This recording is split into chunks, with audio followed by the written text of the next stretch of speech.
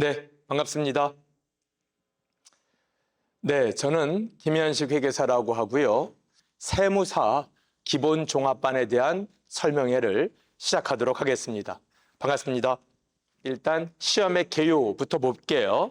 제가 내년에 시험이 5월 달쯤 있을 거다라고 예상하는 건 매년 그래왔기 때문입니다. 내년이라고 이게 크게 변하진 않을 겁니다. 그래서 시기는 내년에도 이맘때쯤 되지 않을까라고 생각이 됩니다. 오케이. 그래서 이제 여러분들이 목표대로 되면 내년 5월 초에 1차 시험을 보고 고해 8월에 2차를 보고 그때 붙으면 끝. 그때 혹시나 못 붙으면 한 해 더 가서 그 다음에 8월 달쯤에 2차 시험을 한 번 더 보고 끝. 이게 우리가 목표하는 바입니다.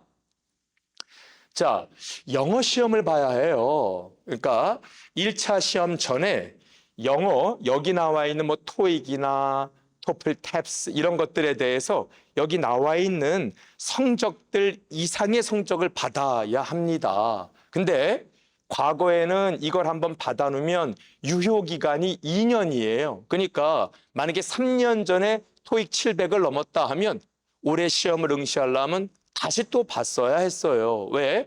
한 번 본 영어 시험 성적의 유효기간을 2년으로 제한했기 때문이다 이거죠. 그런데 이게 사실 좀 비현실적이다 이거예요. 언어라는 게 물론 토익 700을 넘기는 어렵지만 한 번 넘어놓으면 언어에 대한 감이 자전거 타는 것과 비슷해서 어디 안 가잖아요. 그러다 보니까 바뀌었어요. 그래서 유효기간 2년에서 5년으로 우리 수험생들에게 보다 유리하게 바뀌었습니다. 근데 문제는요. 제가 예를 들어서 제가 작년에 토익 700을 맞아놨다 이거예요. 그러면 과거로 요 5년 이제 유효기간이 는 게 소급은 안 되다 보니까 저는 작년에 이미 700을 맞았다. 아무런 조치 안 하면 내년까지 하고 유효기간이 2년 지나고 나면 시험 다시 봐야 돼요. 그 다시 본 시험은 유효기간이 5년이 되겠죠. 그러다 보니까 여러분들 중에서 작년이나 해가지고 아직까지는 돼요. 2년 안 지났으니까 재작년 재작년 4월 달까지는 되겠죠. 아직 5월 달이 안 됐으니까요. 그래서 작년이나 재작년에 요 성적을 이미 넘은 성적표가 있다면 일단 얼른 사전 등록 제도를 활용하면 5년 기간을 확보할 수가 있습니다. 즉 재작년에 700을 넘었는데 가만히 놔두면 올해 유효기간이 끝나잖아요. 근데 사전 등록 제도를 하면 올해 끝나지만도 3년 더 득을 봅니다. 그래서 걔도 재작년에 본 그 시험도 5년의 유효기간을 인정받게 되는 거예요. 그러니까 작년이나 재작년에 시험 본 분들은 얼른 영어 성적에 대해서 사전 등록을 해라 이겁니다. 작년이나 재작년에 본 분들은 영어 시험 점수를 사전 등록을 해라. 어디에 하느냐? 자, 여러분들 시험 주최 기관이 한국산업인력공단이고요. 그 홈페이지가 QNet, 영어로 QNet, 네트워크 할 때 QNet이라는 데가 있어요. 거기 들어가셔서 세무사 홈페이지를 찾으시고 거기에 마이 페이지, 이제 여러분들 회원 가입한 다음에 마이 페이지에 들어가시면 공인 어학 성적 제출란이 있습니다. 거기에 들어가셔서 하란 대로 하면은 사전 등록이 됩니다. 꼭 요거 놓치지 말고 해놓으시면 올해나 내년에 쓸데없이 한 번에 영어 시험을 더 봐야 되는 부담을 줄일 수 있을 것입니다. 꼭 한번 확인해 보세요. 좋습니다. 그래서 1차 시험을 보기 전에 영어 점수가 여기 나와 있는 성적 이상은 되어야 한다라는 게 미리 해 두어야 할 사항이고요. 여긴 없지만 회계 원리, 제가 이제 중급 회계, 고급 회계 이런 거 가르치는 사람이거든요. 여러분들 시험에 굉장히 중요한 거를 가르치는데 사실은 중급 회계 듣기 전에 회계 원리 공부를 꼭 해야 된다는 건 여긴 없지만 당연히 기본입니다. 네, 그래서 요게 기초적으로 해야 될 것이고, 자, 그러면 세무사 합격은 어떤 조건을 만족해야 되는가? 1차 시험은요. 시험 과목은 이제 조금 있다가 보여드릴 거고요. 전 과목 과락은 없어야 돼요. 즉 모든 과목에 40점 이상은 맞아줘야 돼요. 다른 건 다 100점 맞았는데 어떤 과목을 안타깝게 39점 맞잖아요. 그러면 합격을 할 수가 없습니다.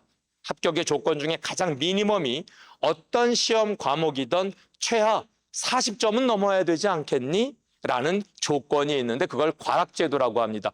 과락이 되면 안 된다 이거예요. 그래서 40점 밑으로 떨어지지 않은 사람들 중에서 평균이 60점 이상이면, 그러니까 다 100점 맞고 하나가 39점 나와도 평균은 60점이 넘을 수 있거든요. 근데 그런 분들은 합격이 안 됩니다.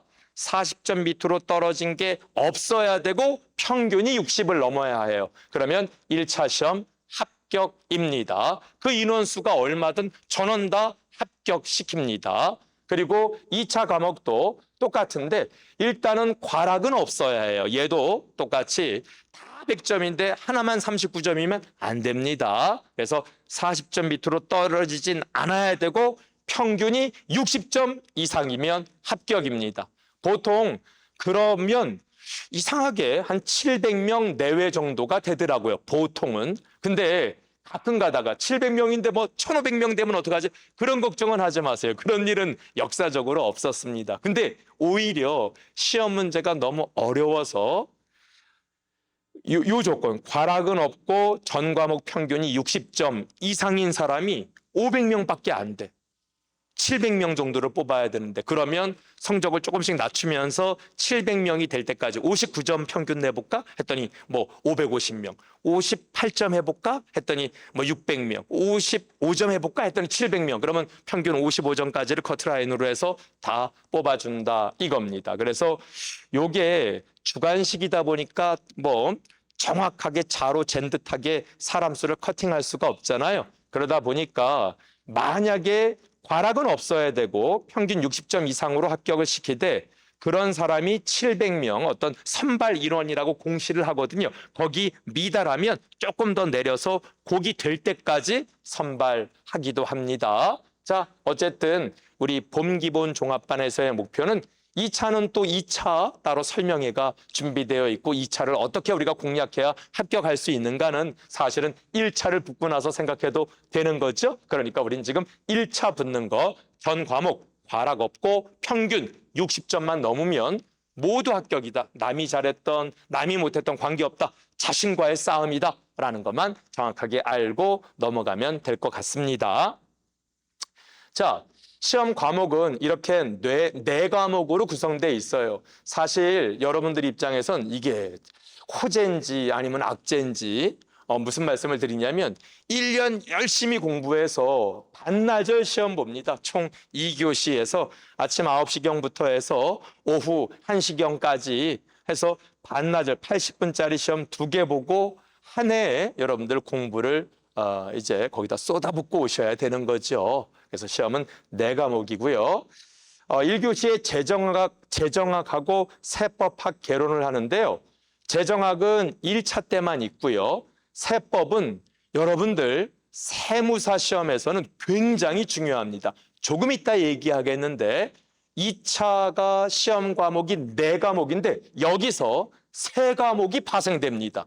그만큼 얘가 중요합니다.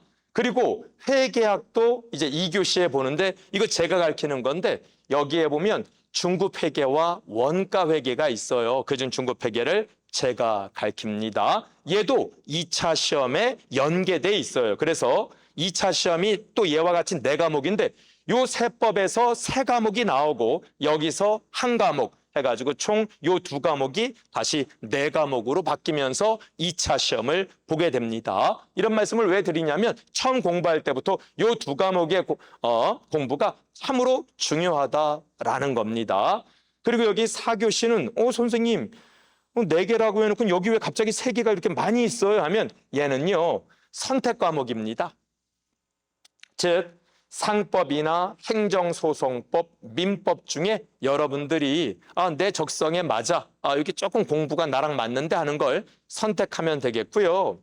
뭐 굳이 제가 전수조사를 해본 건 아니지만 상당히 많은 수험생들께서 상법과 행정소송법을 하고 계십니다. 소위 시쳇말로 좀 만만하다.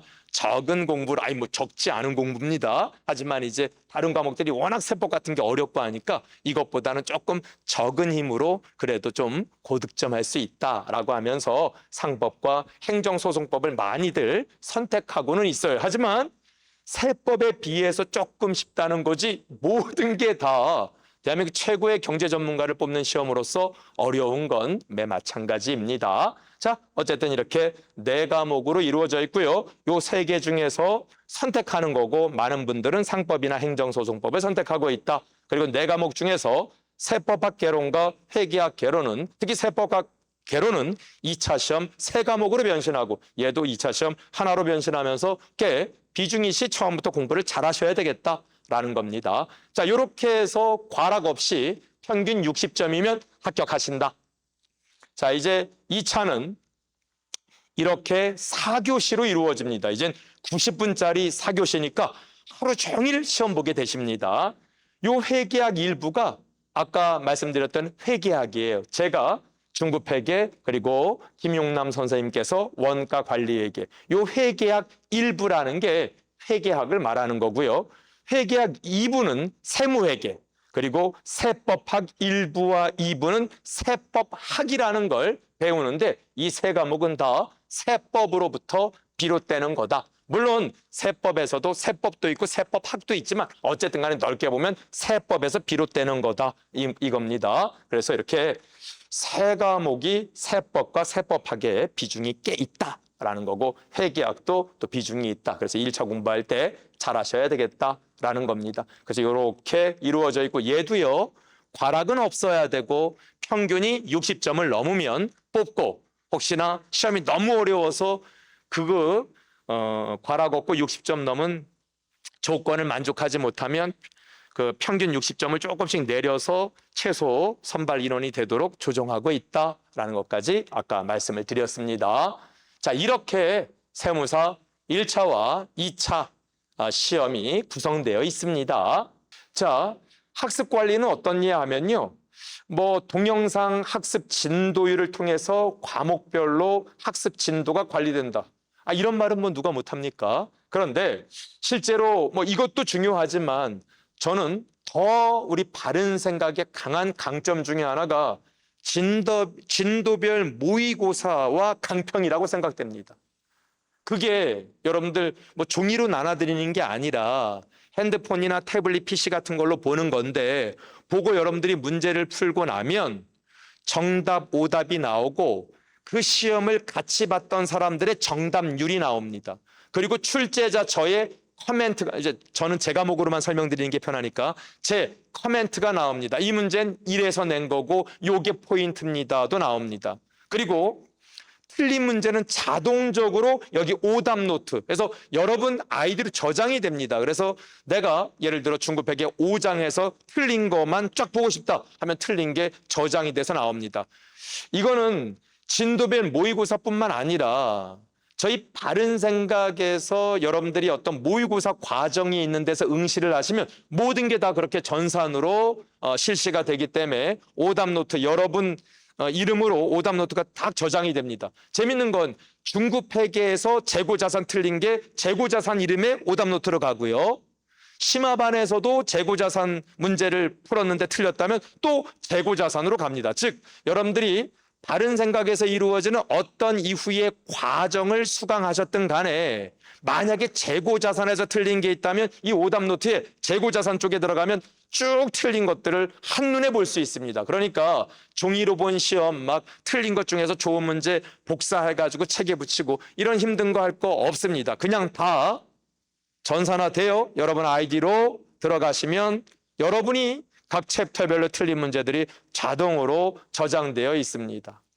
사실은 작년 7월에 개원할 때부터 바로 이렇게 하는 게 저희의 목표였는데 여러 가지 이유로 좀 잘 안 됐어요. 근데 요번 올해 24년 1월부터는 확실하게 이 과정이 정착되어 있습니다. 그래서 아마 여기에 맛을 보면 어디 다른 데를 떠날 수가 없을 겁니다. 왜? 굉장히 편하고 공부가 체계적으로 할 수 있는 시스템이거든요. 그래서 진도별 모의고사와 강평, 그리고 여기서 틀린 것들은 자동으로 오답 노트에 잘 저장이 돼서 틀린 것들만 보면 이제 다시 약점을 극복할 수 있겠죠. 사람이요, 한 번 맞은 건 계속 맞아요. 신기하게. 틀린 걸 자꾸 틀리잖아요. 그런 것들을 잘 모아둬서 정리하면 되겠다. 그걸 저희가 시스템으로 구현했습니다. 자, 다음은 저는 말씀드렸다시피 독서실이라고 부르지 않고 저희는 스터디랩이라고 부른다고 하지 않았습니까? 일단 와 보시면 책상이나 이런 게 어떤 뭐 일반적인 독서실에 비할 게 아닙니다. 쾌적하고 넓은 공간이고요. 이렇게 위에까지 시선이 확 막힌 게 아니라 한 요만큼까지만 막혀서 고개를 숙이면 완전히 자기만의 공간, 고개를 들면 앞 사람의 머리통들이 쫙 보이면서 야, 이렇게 많은 사람들이 지금 열심히 공부하고 있구나에 대한 신선한 자극.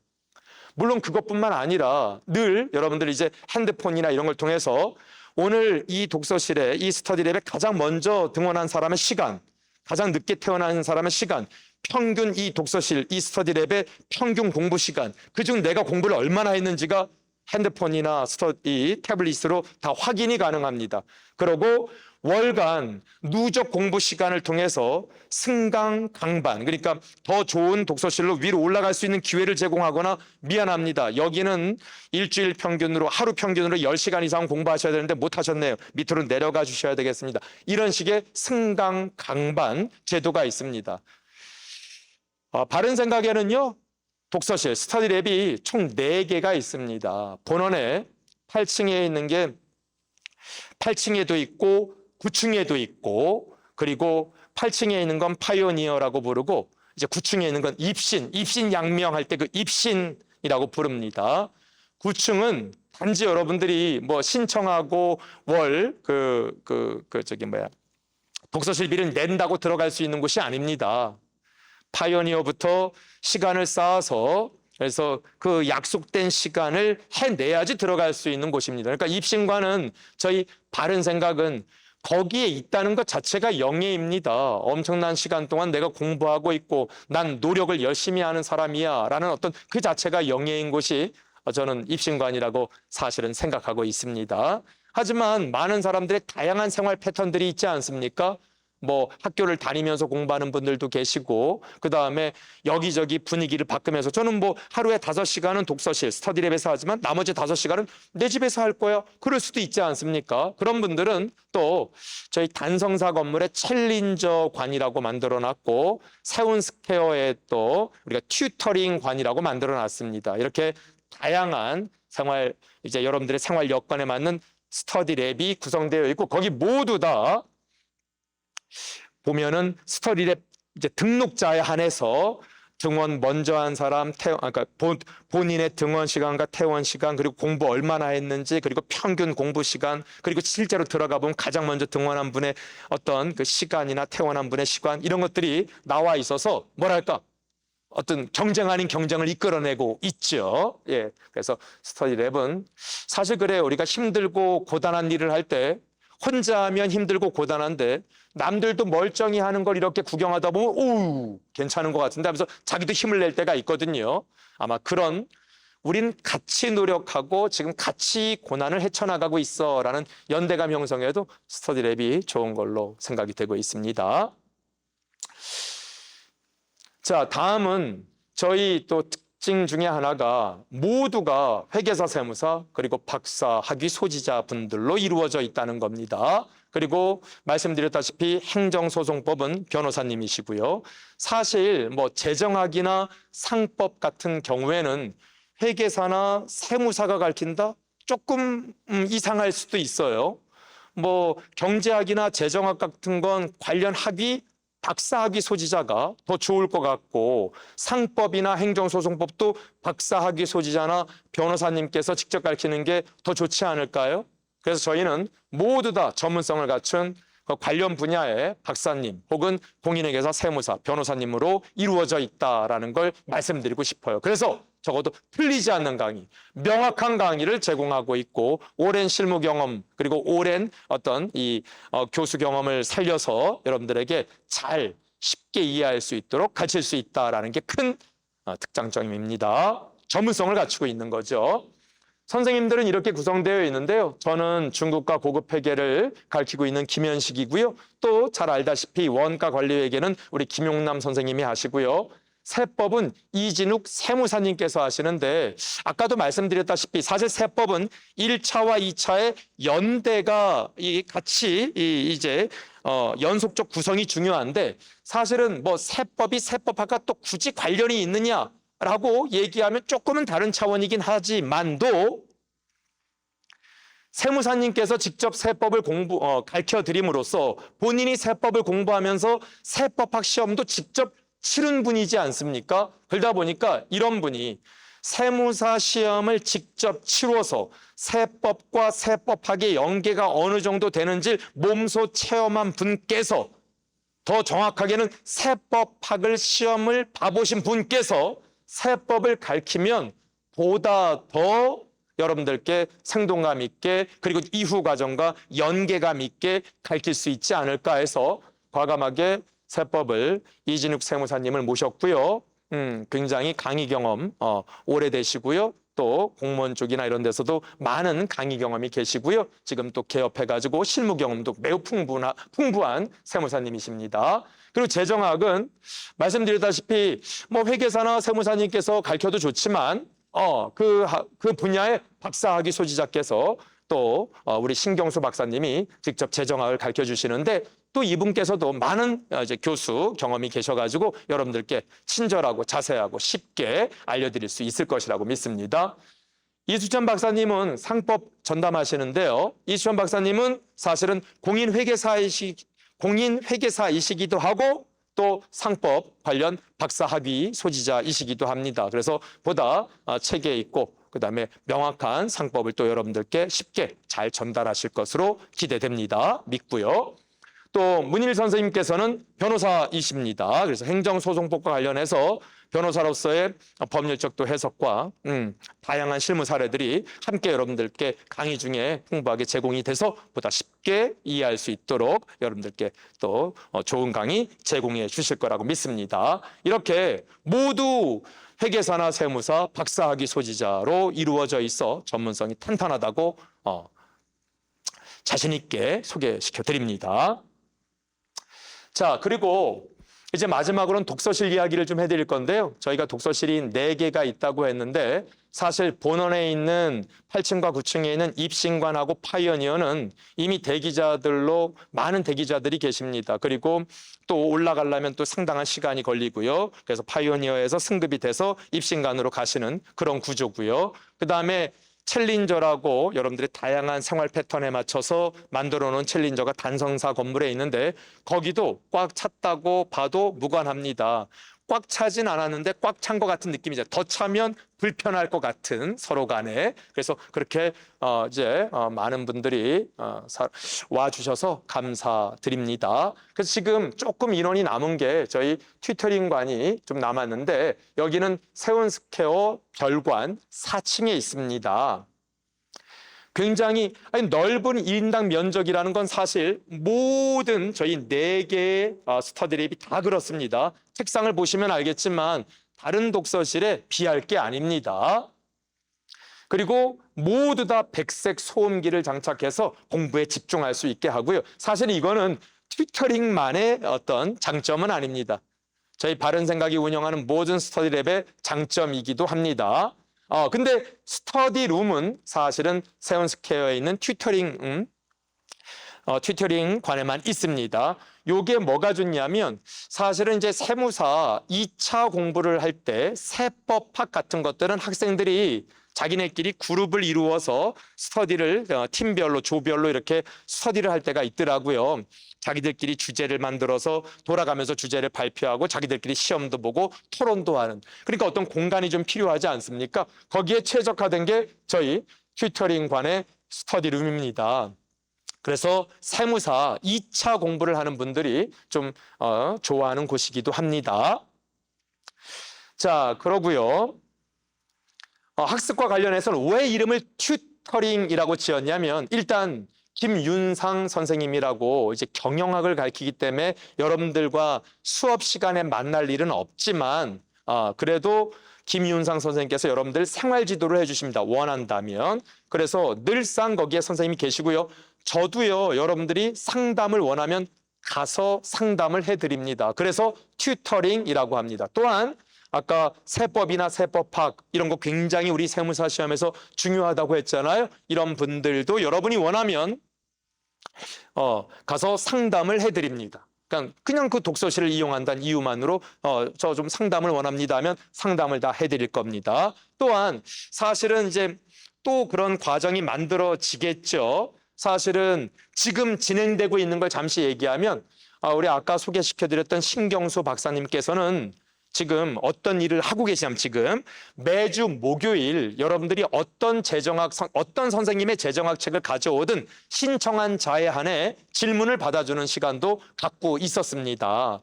이렇듯 튜터링은 이렇게 뭔가 여러분들에게 과외 뭔가를 좀 추가적으로 더 가르쳐드린다는 느낌, 그래서 튜터링이라고 이름을 지었습니다. 그래서 재무회계나 세법학 등 교수님들과 면담이 가능하고요. 생활상담도 가능한 게 여기 튜터링관이에요. 근데 본원에서 이 장점만 얘기하면 안 되죠. 본원에서 한 15분 정도 걸려요.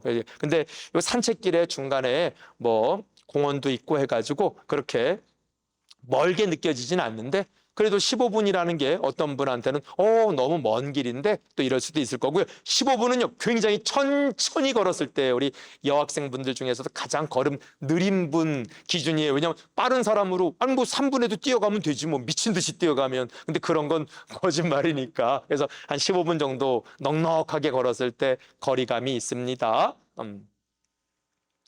자, 그래서요 튜터링은 여러분들 어떤 저희 바른생각 스터디랩 성원의 감사함을 보답하고자 이렇게 장기 할인에 대해서 프로모션을 지금 하고 있어요. 그래서 이게요 점점 장기로 갈수록 꽤 적지 않은 돈, 굉장히 의미 있는 돈으로 할인이 되고 있어요. 그래서 관심 있는 분들은 가서 한번 상담해 보고 자리도 한번 보시고 해도 나쁘지 않을 겁니다. 물론 뭐 챌린저나 파이오니어를 여러분들이 기다리셨다가 등록하는 것도 안 되는 건 아닙니다. 하지만 이런 프로모션은 튜터링에 있다라는 걸 말씀드렸습니다. 자, 이렇게 해서 여러분과 관련된 2025년 세무사 1차 대비 2024년 세무사 봄기본 종합반과 관련된 설명회를 모두 마치도록 하겠습니다. 현장에서 이제 뵙게 되면 정말 늘상 제가 하는 말 최선을 다해 가르쳐 드리겠습니다. 현장에서 뵙기를 희망합니다. 이상으로 모든 설명회를 마치겠습니다. 고맙습니다.